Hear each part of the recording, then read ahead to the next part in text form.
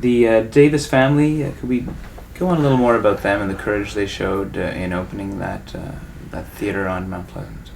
Well, they had been trained, and both of them very striking actors, at Hart House at University of Toronto, and they took it on themselves with their family money to launch the Straw Hat Players in Muskoka, which used up many of the actors of very strong talents.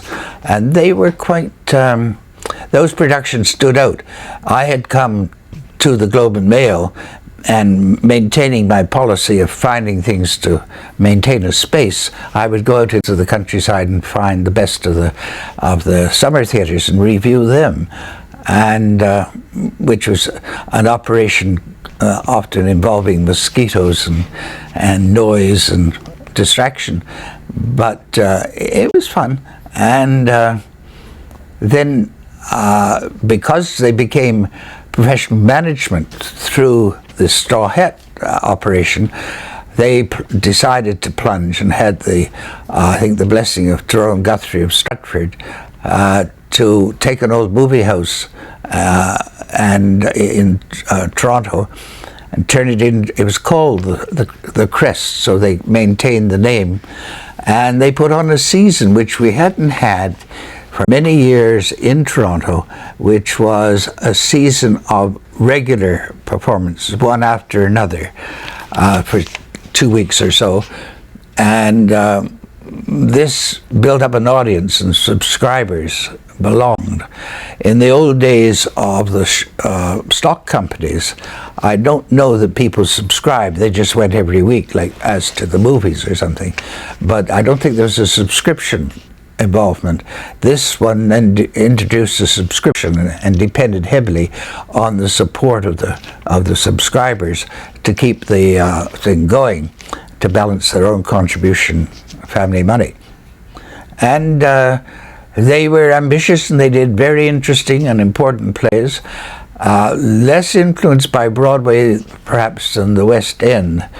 And they invited me to direct, and I don't know why they invited me, but they asked me to direct Robertson Davies' play Jig for the Gypsy, which their sister Barbara Chilcott starred in. That was, I think, almost their first season. And they also did a new play by Graham Greene, which had its first North American performance. That was The Living Room, with Frances Hyland playing the leading role in it, and Peter Muse and other people. Good cast. So they were on that level, far above the regular stock company days, plays of some interest and stature. Do you remember Miss Hyland's performance of that in a paragraph, in a nutshell?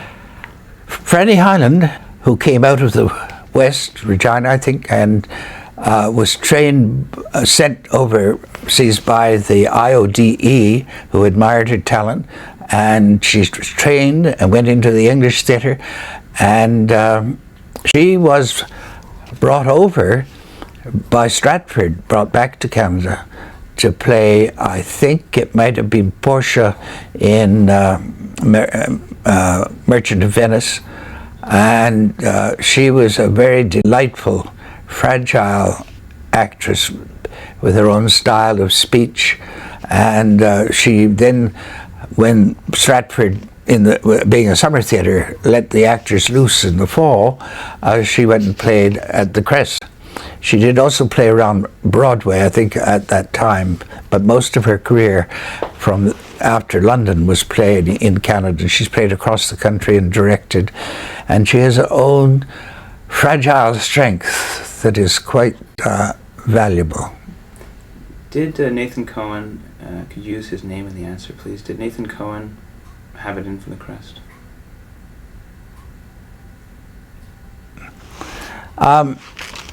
My colleague, the late Nathan Cohen,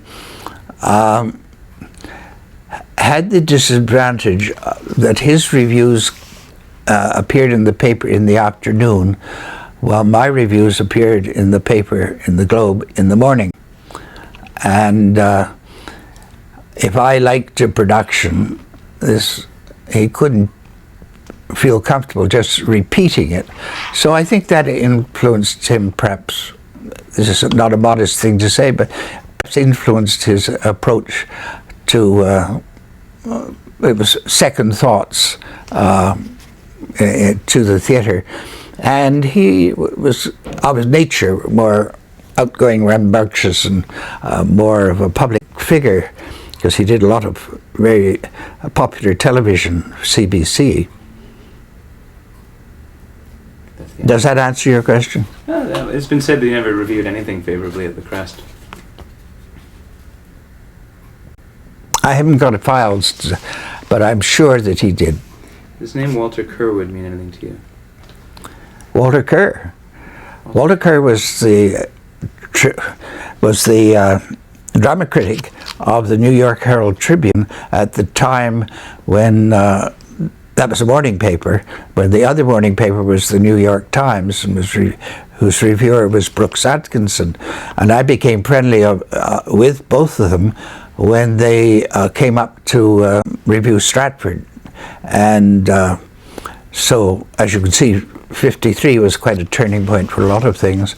Later, Walter, who was was going to direct a play by his wife, who was a very successful playwright named Jean Kerr, and he was doing a musical called Goldilocks, which was to star Elaine Stritch. And he wanted to take time off from the New York Herald Tribune job and asked me if I would cover the first few weeks of the season until Goldilocks opened. And so I had some fun covering all the Broadway openings. Goldilocks was not an enormous success, but you cannot say something is one thing if it's another, because you have 800 witnesses in a theatre, and so you have to tell the truth, stick to the line. And I think I did praise one great scene in his musical when they were all supposed to be in New Jersey directing a huge Egyptian production with papier-mâché scenery, and they are all involved in this, and then of course it started to snow, and I thought that was a scene of great genius, but I couldn't say that much about all the rest of it. Could you tell me a little bit of the story of Lorne Greene performing Come Back Little Sheba at the Peterborough Summer Theatre? I cannot remember it. Lorne, whose voice was famous during the wartime, he'd been the voice of doom, had a lovely resonant voice, but it was not what you might call a sensitive, expressive voice at that time. And I remember driving up to Stratford in a car of a friend, mutual friends, after he'd had some bad notices for playing Brutus in Julius Caesar, and he said, "But if they'd only told me what they wanted," and he felt that the director, who was, I think, Michael Langham, his first production, had not been able to convey to him the style of acting that you need in that peculiar theatre. I didn't see it. I don't remember his production, and perhaps I've just blanked it out in Peterborough Summer Theatre. That was one of the theatres on my beat. Can you tell about Robertson Davies? He might have been a colleague as well as someone you'd be looking at his work as well. We talked about the Peterborough Summer Theatre. That was greatly helped by another newspaper friend, and that was Robertson Davies, who was then editor and critic of the Whig Standard. And he enthuse the community in producing, encouraging a regular summer theatre, which attracted some of the great guild actors like Kate Reid, who was a star there, and other people of note play there, Anna Cameron and a whole lot of good people. And in the meantime, this is summertime, there was the winter time when Robertson Davies would be directing for the local theatre group and writing plays for them. And it was about the time that he wrote those two stunning Canadian plays, At My Heart's Core and the other one's gone,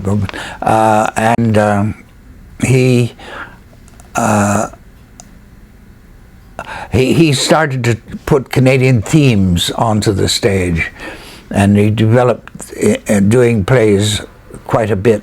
And I had got to know him in his early days through his entry into the Dominion Drama Festival, and at one time we made up a committee between the two of us when the Seagram's people were going to sponsor the Dominion Drama Festival, which needed the money. They also naturally said the top prize must be the Seagram Cup. And so Rob and I were asked to find a proper disposal for the Besborough Trophy, which is named after the Earl of Besborough, who started the Dominion Drama Festival, and we decided that it should be given to the best production of a classic play right across the country, not just the last week, but right across the country. And the first winner of it was my production of Uncle Vanya. But that, I didn't set it up for that, but it so happened. Ron Hartman, you want to talk a little bit about him? Pardon? Ron Hartman, can you mention him? Oh, yes. When we're talking about Uncle Vanya, I'd been fascinated by Chekhov from early on. And when I started in a church group, I did a production of Seagull. And at that time, the Montreal Repertory Theatre had a studio theatre, and one of their first productions in a studio theatre was a production of Uncle Vanya, the Chekhov play. And I was asked, Charles Rittenhouse was asked to direct it. I'd been working with him at the West Hill High School, and I was asked to design it. And some years later, I was astonished to read that this was the first production of Vanya that had been seen in Canada. That was 1938, and the play had been written in 1901. So that shows we're a little bit slow. In those days, Chekhov was considered very deeply Russian and formidable, and they laughed at it as being too gloomy. But we found gradually that he was a great playwright, and that his concerns, the concerns of his actors, were very much like the concerns of Canadians.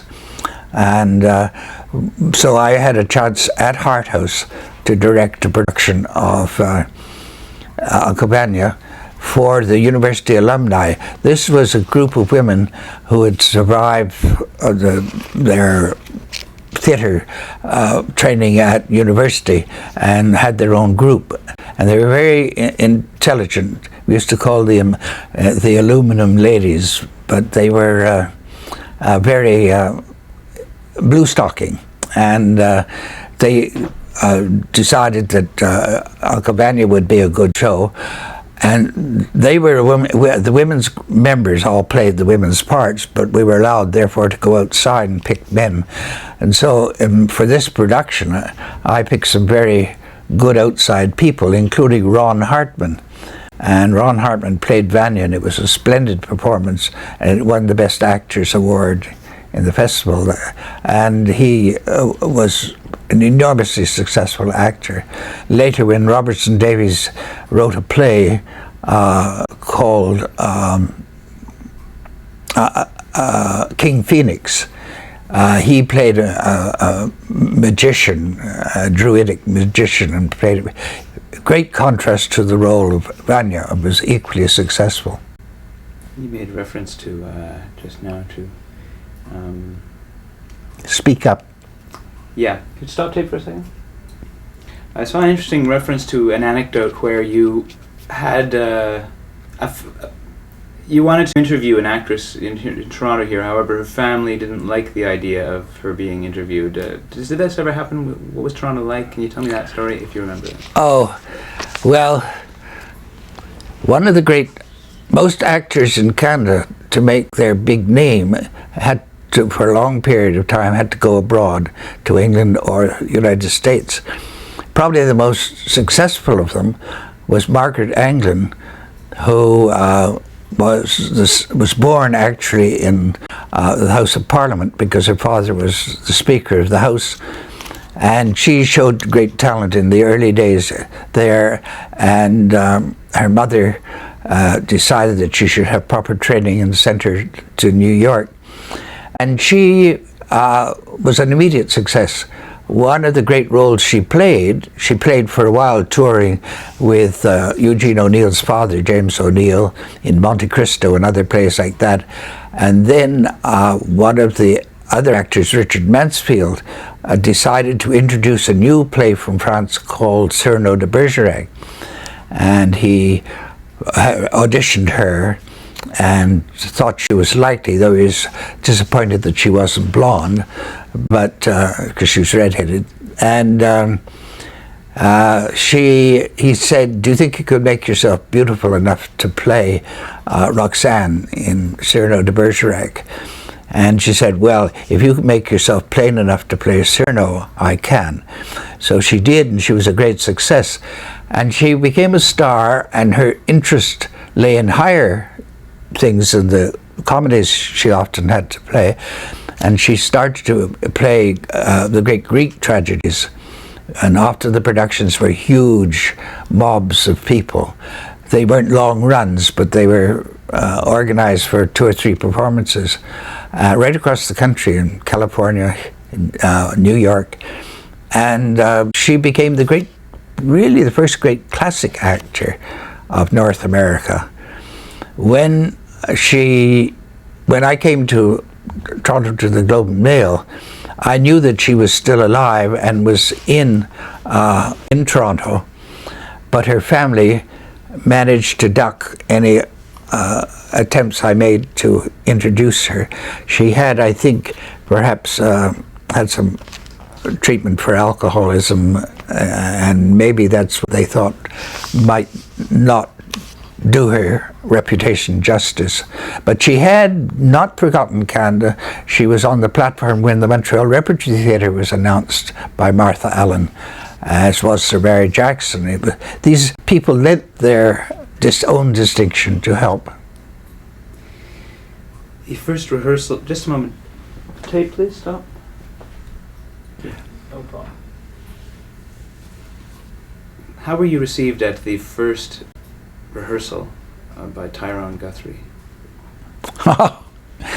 Well, I was so excited about the idea of having a festival, a Shakespearean festival at Stratford.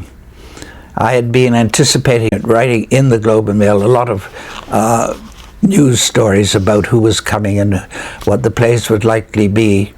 So the Globe had been pushing it for a good year before it opened, and unfortunately the Beacon Herald of the Stratford paper didn't approve of this rather frivolous venture that the City Council was asked to back.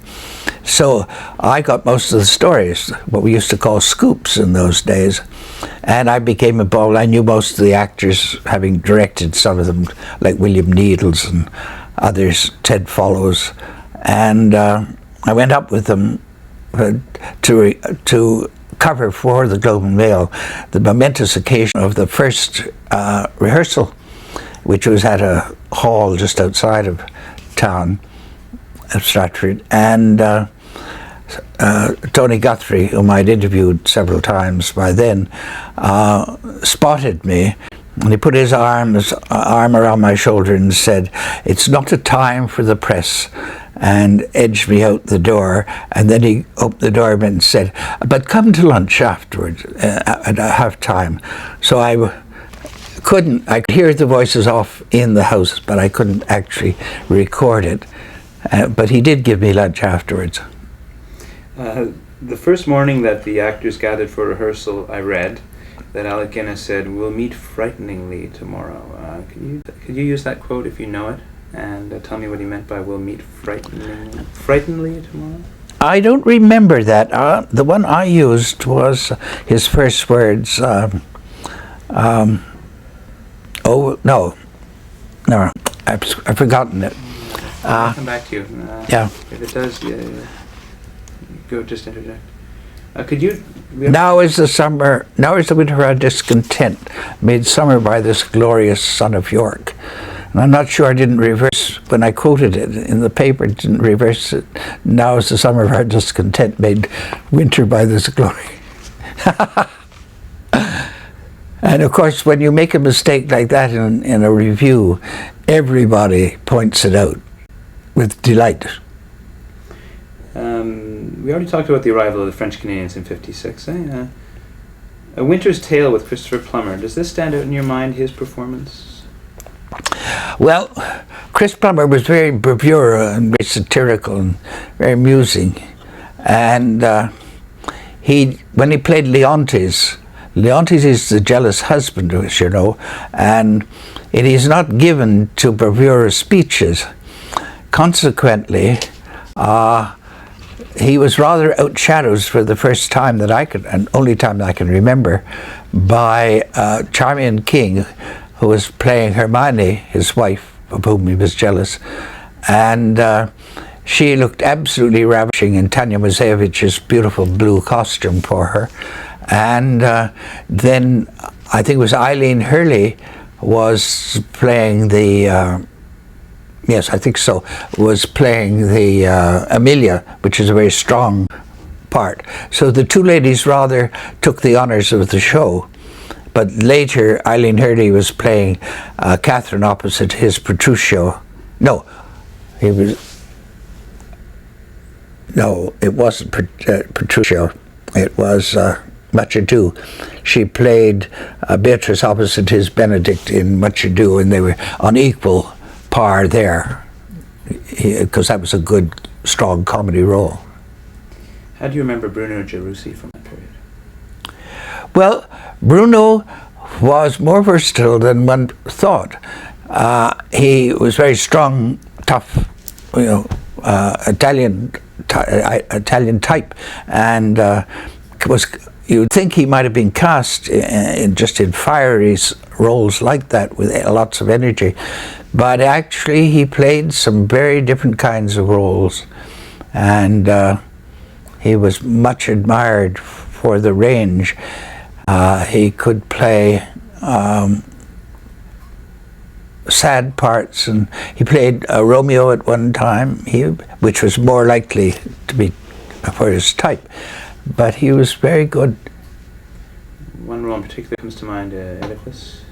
Pardon? He did Oedipus Rex, was that? Oh, the Oedipus? Yeah. Tell me about his Oedipus. Well, you want to call it Oedipus or Oedipus? Oedipus Rex? Yeah. Well, all right. It's called Rex. Guthrie was very brave.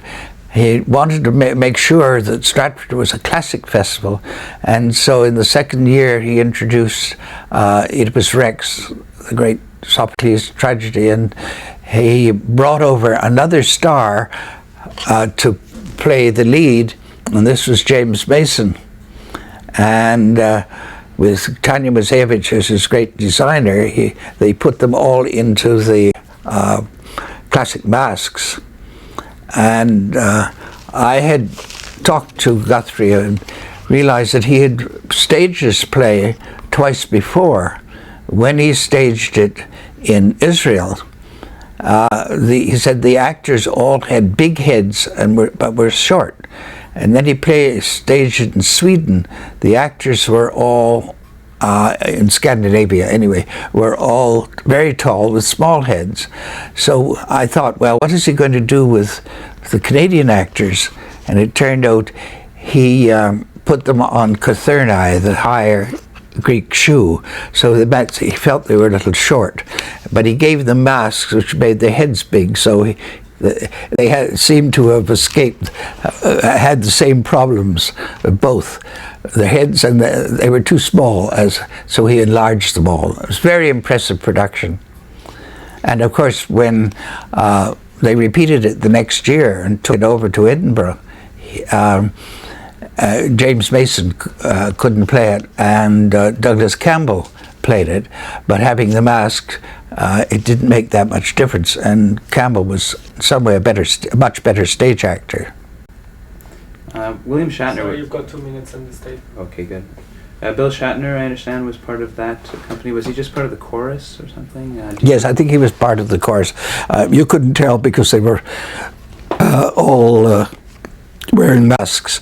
And yeah, Bill's best role, he was a Montreal actor, best role was as the young servant of Cassius and Brutus in the Cassius Brutus scene, where he plays the lyre for Brutus in that Julius Caesar, which was directed by Michael Langham, and his first production as Guthrie's successor. Okay. I still have a minute on that tape. Can you stop tape, please? 5 seconds? 5, 4, 3.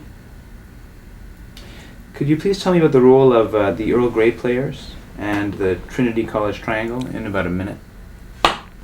One of the predecessors of the Stratford Festival were the Earl Grey Players.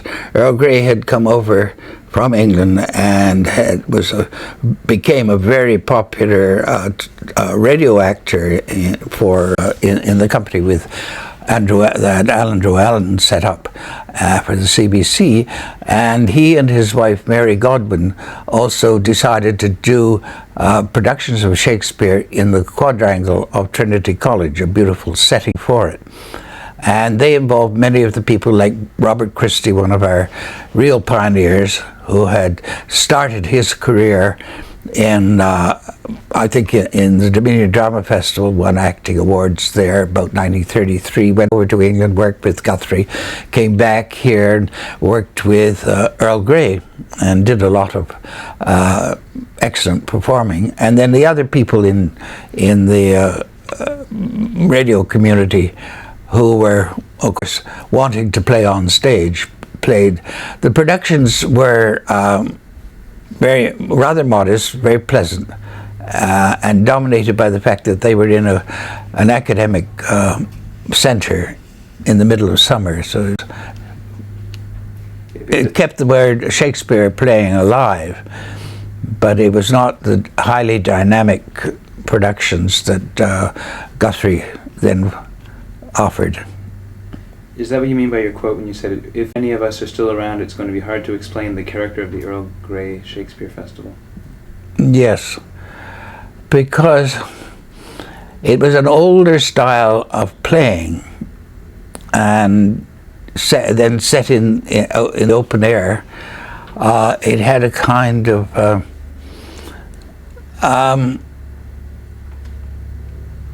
a kind of pageant, sort of like a country school pageant or something like that, though the actors often spoke very well. But and they did it on a stage that was really a proscenium kind of stage, so it had no arch. And then when Guthrie came along, the sharp contrast with his dynamic kind of moving people around on a stage specially built for it in a thrust stage configuration, it was infinitely more impressive. I mentioned at one time the Depression, which stopped the companies touring across Canada, from the United States, from England, and occasionally from France. And this meant that Canadians then, left on their own, had to build their own theatres. And first through non-professional performing, and gradually they turned from being the members of the Dominion Drama Festival. Now, I can't emphasize the importance of the Drama Festival in the development of Canadian theatre too much, because it all the best actors who were not acting professionally, had day jobs and other things, got into the groups that were competing in the Dominion Drama Festival. By the time the finals were held at different parts of the country,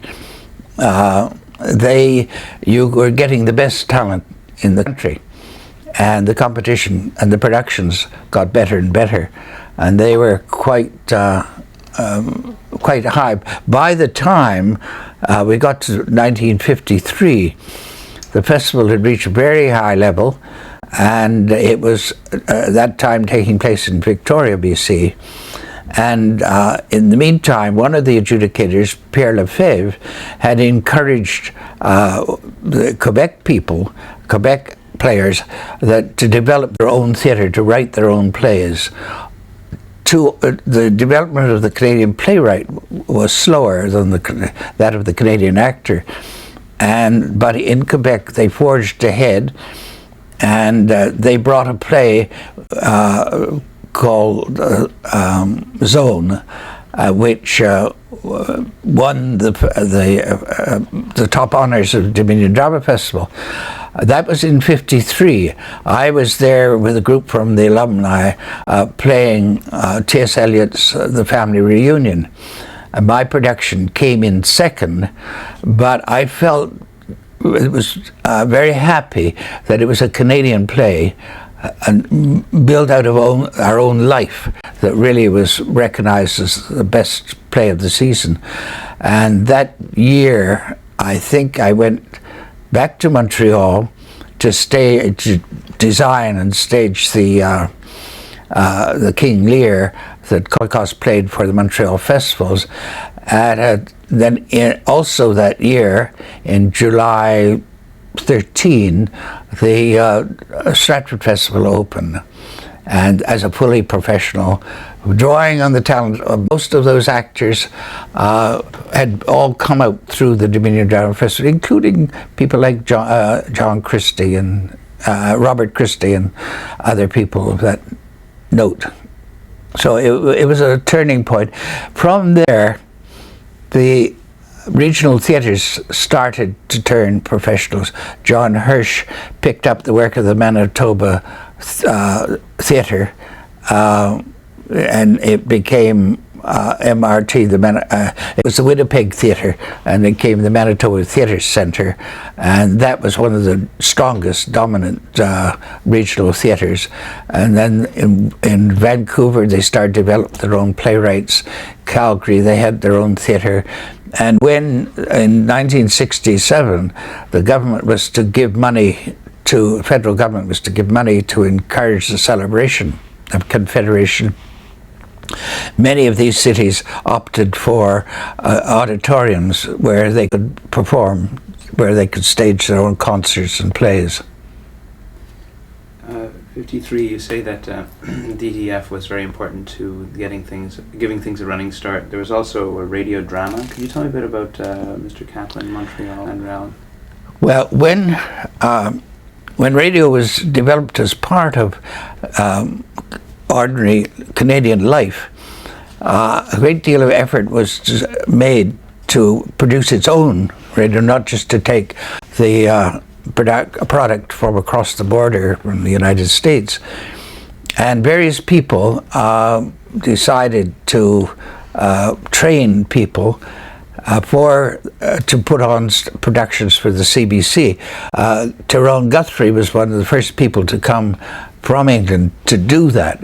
He went back to England and worked in the theatre, and then came back to start our Stratford Festival years later.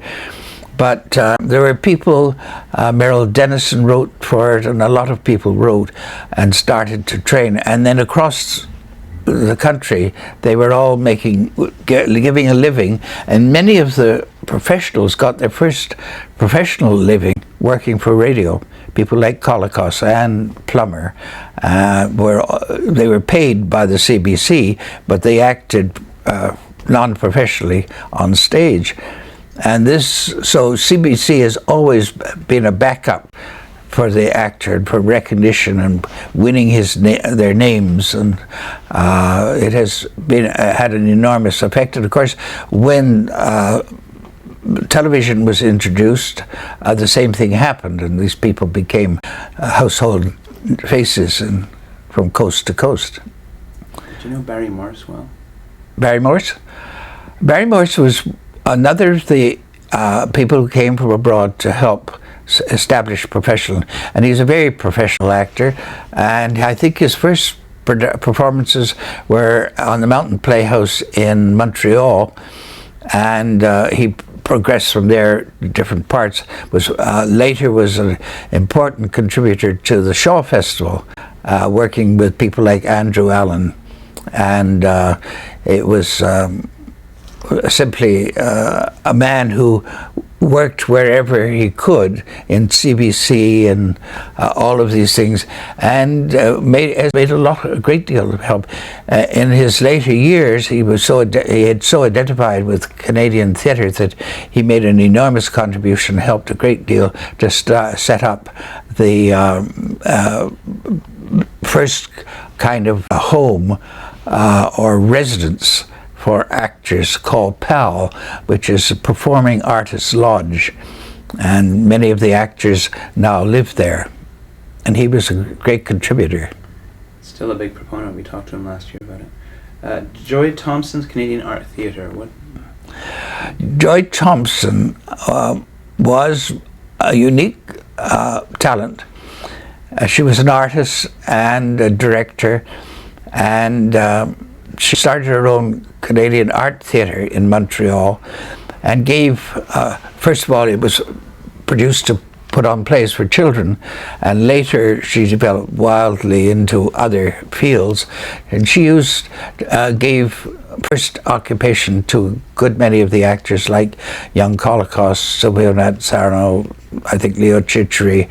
They were all working for her, and she developed her from children's theatre. I know at one time I was called in to direct a production of Ibsen's Ghosts with Griffith Brewer and people like that, Betty Wilson, good, solid actors. Life of Galileo. Tell me what that means to you. The Life of Galileo. For some unknown reason, when the radio actors turned to television or faced television in Toronto, they felt they better have some more stage. They showed a sudden interest in appearing on the stage to get more experience, and one of the first companies was the New Play Society that Dora and Maver Moore organized, and shortly after that people like John Draney and Lord Green and others launched their own theatre called Jupiter Theatre, and they thought that Montreal's theatre was more fully developed than their own, so the first year they brought in directors from Montreal. I was already in Toronto as a critic for the Globe and Mail, so they invited me to direct their first production. I was given a choice of two plays and picked Bertolt Brecht's play Galileo, and this had a curious history because he had been working on a kind of a play about Galileo from the days that he left Germany and then came to the States, and was working along with a lot of other German refugees, artists, novelists and all that, in Hollywood, rather in Los Angeles, and Charles Laughton thought that that Galileo would make an excellent production for himself, and he and Bertolt Brecht worked very close together, and finally the play was ready, and they did a production there with Laughton, and which was taken in a somewhat small version to New York. And about this time, Jupiter Theatre heard of it, probably through Theatre Arts, and wanted to get hold of the script. And they got hold of actually the first typescript for it. And so the second production of that play was done by Jupiter Theatre. And they asked me to direct it, and I also to design. It was done at the little museum, Royal Ontario Museum stage, and had an amazing cast of very clever actors headed by John Draney, who was quite brilliant as Galileo. The museum stage, that's interesting. Who ran that? Was it controversial to run something like that out of a government sort of paid for place? The Royal Ontario Museum Theatre was really a basement lecture hall, and it had a little stage with solid cement walls, a very limited space, but it was available and people could rent it. It was not much used by the museum itself, and in that place companies did quite good work. Not only Jupiter Theatre used it, but I think the New Play Society used it, and finally the Young People's Theatre started out there. So while it was underground and not really a theatre, it was available in the centre of the town, and many people took advantage of it. Was Don Heron already a Renaissance sort of man in the early 50s, or did that come later? I never think of Don as a Renaissance man. I think of him as a man who could do anything he puts his hand to, but I don't mean he did them all at once. He was quite a brilliant student and would have gone into being an academic if he hadn't been having some fun doing university productions in reviews. Review, it was a great popular expression of theatre in Canada, which is now, at the moment, rather lost sight of. But the greatest success of the New Play Society was the Spring Thaw Review, which came up annually and was enormously popular, lasted for years. And Don Heron's talents were led into that. And he became an actor, and then I saw him in New York, for instance, when he was playing on Broadway. And in England he played opposite Maggie Smith in comedy and there. And the only thing was he remained really a comedic actor from the review days, and he developed his famous character, and it's now a very popular figure giving solo performances.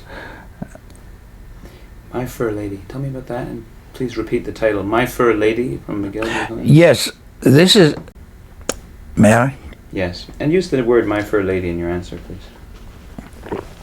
My Fair Lady was a unique expression that exploded at McGill early on, when a number of bright talents came together and decided that the annual Red and White Review, which was a student enterprise of some standing, they take it over, and they decided to do a musical play, a fair musical called My Fair Lady, which was a takeoff on My Fair Lady, of course, and it was about a Canadian princess and governor general, and it had all the satire that you could dig out of Canadian life.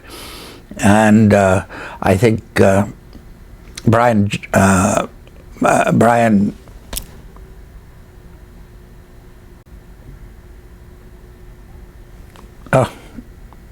perhaps you better turn it off. Yeah, hold, stop tape.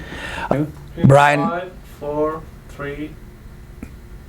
Brian Mcdonald did the directing, the choreography, and of course he now is a major part of the Stratford Festival. And various people that were working there found out they had a wonderful talent for the theatre. They took it across the country, they brought it to Stratford, and it was a high point for their life. in the theatre, and now and again they have reunions. I think they were quite. It was a unique contribution to Canadian theatre. And then the name. Tell me about Douglas Rain, and say his name, please, in the answer. Douglas Rain? Well, like Franny Highland, he came out of the West, and in all the Stratford Festival, his art was the best. He was a really top actor, and an actor's actor, is an actor's actor, and he has a great concentration. He's not playing to the crowds, as many actors necessarily do, but he creates wonderful characters. And his Iago at Stratford was quite a stunning performance. He's done many others since then, but and he went to Shaw Festival a few years. He is one of the most polished and accomplished of the Canadian actors. What did we lose in Kate Reid? In Kate Reid, we lost a luminous, beautiful creature who just lived, came to light on the stage, and she was one of the youngsters who studied at the Royal Conservatory of University of Toronto, and was being trained in speech. Her secret, which she promised never to divulge, was that she'd actually been born in England but had come over here, so I could quite safely call her the great Canadian actress. And she was a totally natural actress who enchanted audiences. She started at Hart House. I think Barbara Hamilton remembers driving her to the audition when she got her first role with Robert Gill. And then her talent lit up. She was at Stratford in the early days, and she played an enormous range of parts. She played the old nurse or young Celia in Much Ado. She had wonderful range, and Michael Langham, who admired her talent, used her in very great ways. She could play Catherine in The Taming of the Shrew, and all sorts of wonderful parts, and Madame Ranevskaya, I think, in Cherry Orchard. And in the winter, between Stratford festivals, she went across the country and played leading roles and won a whole audience. She went down to Broadway with Barb Hamilton and Anna Cameron as young actresses, and they all in time made their name playing, but came back to Canada and enriched our scene immensely. In '64, the Canadian Players collapsed at about the same time as the Crest. What did this mean? Another offshoot of the Stratford Festival, organized by Tom Patterson, whose idea the festival had been in the first place, and Douglas Campbell. They said, why can't we take the plays of Shakespeare and Shaw across the country, and we do it without scenery, we'll just do it in a bus and travel across. And so they got some of the better actors from Stratford, and including Franny Highland and others, and went across the whole country and played in a very cut down version, that is to say, no scenery, not much in the line of costume. And that won great success and was invited down to the United States to do the college circuits, and various people joined in and played there. My involvement was once they asked me to direct a production of Lear, which was to travel with Christopher Fry's The Lady's Not for Burning. I had to find some scenery that would fit both plays very far apart. I decided with the director,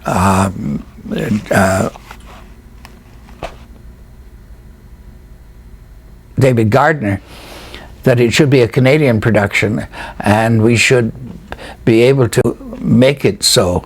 So I thought that an Inuit production, which was then called an Eskimo production, gave a primitive society that suited the play. And Bill Hutt was engaged to play the Lear, and he played him as a patriarch of an Eskimo tribe. And it was quite a success, though people were shocked to see Shakespeare taken out of his Elizabethan costume. And then the Canadian players came back here, by its changed management several times, and but its finances were in trouble. In the meantime, the Crest had also had trouble, and I believe that the newly formed arts councils were not going to contribute as much as to this group to help. And both of them closed down about the time that the St. Lawrence Centre, which would mean it was about 67 or 69, was being built for our local theatre production in Toronto. And out of the deaths of those two rose a theatre that was called Theatre Toronto. It only lasted for 2 years, but it played at the Royal Alexandra and sort of was a climax to their long tradition. In your book, Theatricals?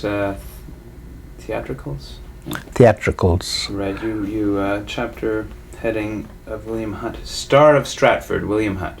Why Star of Stratford? What do you call him? Bill Hutt was a slower starter than the others. He was part of the group from Hart House under Bob Gill, and he was tall and had a deep, wonderful voice, but other actors seemed to still get the better roles for a while, and that included Stratford. When he went to Stratford, he had to take his time playing supporting roles. Well, people like Plummer and Holocaust came along and played the leads, but gradually he grew and developed, and at the time that we're talking, in 1995, he is the undoubted star of Stratford, playing Falstaff in Merry Wives of Windsor, and a play by Tiff Finlay, The Stillborn Lover, and will repeat The Long Day's Journey into Night with Martha Henry. So he is finally the undoubted star of the festival. Did you know a Dr. Lawrence Mason? No. Lawrence Mason was one of the Globe and Mail critics before my time. He was a serious critic, as most critics are, and tried to help develop a Canadian theatre. The critics in Canada have been very much concerned about the development of theatre. Maybe you could say because if you haven't got a theatre, you haven't got a theatre critic. Maybe that's part of their philosophy. But I myself was both the first chairman of the drama bench here in Toronto, and also the Canadian Theatre Critics Association, which followed later. And our main feeling is that theatre must be recognized by the Canadian public, and we do what we can to do that. And Lawrence Mason before that had tried very hard, and he felt that we should have a professional theatre. He was one of the contributors. When he left, I think it was a writer called Rolly Young, who wrote a column which rather, I think, favored films. And he died suddenly at Christmas time. The rumor was that he'd finally got a raise from the Globe and Mail, and the shock finished him off, but I can't verify that. And they decided to look around in the countryside and came across me, and so I took over from him. But I didn't know Lawrence Mason, who was his predecessor. It said that Vincent Massey's report to the Canada Council started arts support in Canada. Can you give me an idea about this period, this phenomenon? Well, first of all, it was inspired by the fact that people were building their own theatre. I think companies like the Stratford Festival, the National Ballet, were already factual when it was recognized by the Governor General, the first Canadian Governor General, Vincent Massey, who himself had been an actor in his early days, and a good one too, I hear, decided that we should examine, or put out a report to examine the possibility of a Canadian Arts Council that would help help the development of the Canadian arts in general. And his interest, of course, was theatre. But that proceeded very successfully, and I think had enormous help in developing Canadian theatre. It still does. There is a point where, when you are subsidized, perhaps you become just a shade less competitive and maybe even a little relaxed. Well, now, with subsequent governments withdrawing tax subsidy because of the debt, national debt, the Canadian theatre is becoming not only professional but commercial. And then we will see eventually, when we get through this, that we will emerge and have, I trust by the end of this century, our fully fledged Canadian theatre, not necessarily subsidized, but subsidized by the population itself. Stop tape, please. Ready? 5, 4, 3. Our theatre has been hard come by because of the proximity of the United States lively theatre with the greater population, and the traditions of the English and French theatre, which were long established before Canada became a country. So we have had to make our own, and gradually a series of hardships like the 1930 depression, 29 depression, and the present national debt, gradually we see that we can make our own theatre and survive with help from the public, and that by the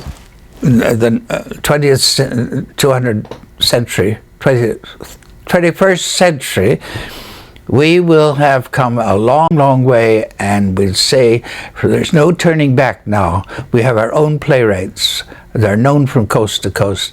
We have our own actors who are beyond, and we have our classic festivals.